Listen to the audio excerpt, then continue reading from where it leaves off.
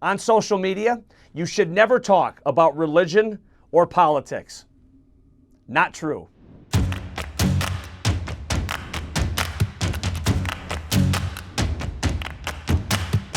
I'll be honest, and I'll be one of the first people to admit this. Social media can be a very frustrating universe. Maybe you're not gaining the traction that you would like. Maybe you're not making the money that you would like. Maybe you're not reaching influencer status as quickly as you would like. It's okay, because you're probably not to blame. There are these pervasive myths that are all over the social media universe, and they're crushing your opportunity to grow your influence as well as grow your business. So what I want to do through this 6-part video series is tackle these myths one by one, call attention to them, and get you to pay attention to this so you can get a lot further faster on social media. Let's recap in terms of where we've been up to this point, boys and girls. Myth number 1, LinkedIn is not Facebook. BS. Yes, LinkedIn is Facebook in the sense that you should promote who you are personally. You should talk about your family and your values, because people buy people first.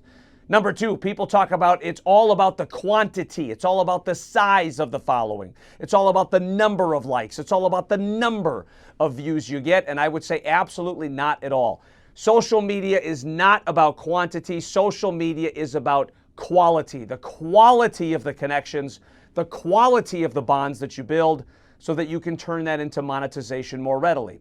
Myth number 3. Myth number 3 is you should sell on LinkedIn. No, you should educate on LinkedIn. You should create awareness on LinkedIn. But if you're going to sell anything ever on LinkedIn, it should be yourself. So do not lead aggressively with your products, your services, or your professional value.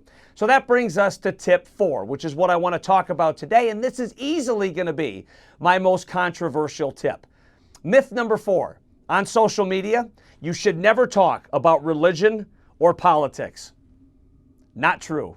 You should talk openly about your stance on religion and politics. I know what you've been taught, and I understand the conventional wisdom behind it, because those are beliefs that people are really passionate about. So if I was a Republican or if I was a Democrat and I started talking about my political beliefs, the notion goes you're going to turn some people off. You're going to rub some people the wrong way. You're going to offend people. It's not so much what you're talking about, it's how you're talking about it.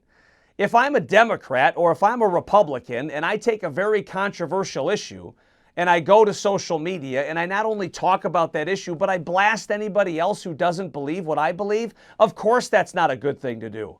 Or if I'm a Christian or if I'm an atheist and I take to the airwaves and I talk about my beliefs and I'm pretty much saying, if you don't believe what I believe, there's something wrong with you. Or, gosh, if we're not on the same page, I can't be your friend. Well, if you're over the top aggressive like that, yes, of course that's going to be a problem.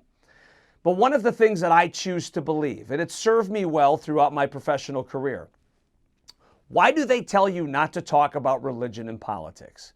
They tell you not to talk about those things because people are very passionate about it.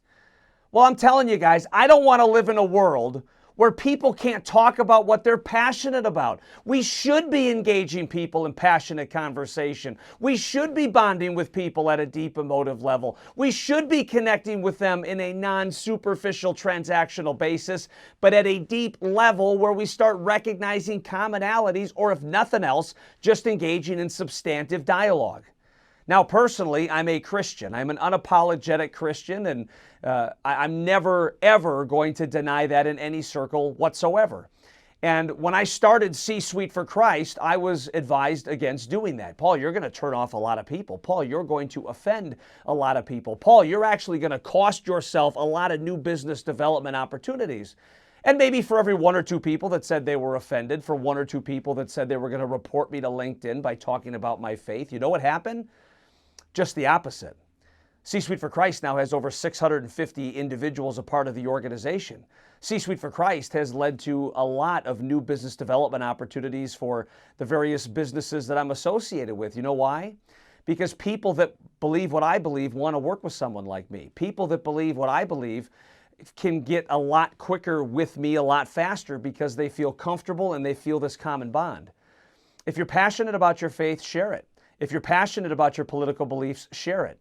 Because not only should we be sharing what we're passionate about in an open, free society where dialogue and opinion matters, we should be engaging in substantive, high-quality debate.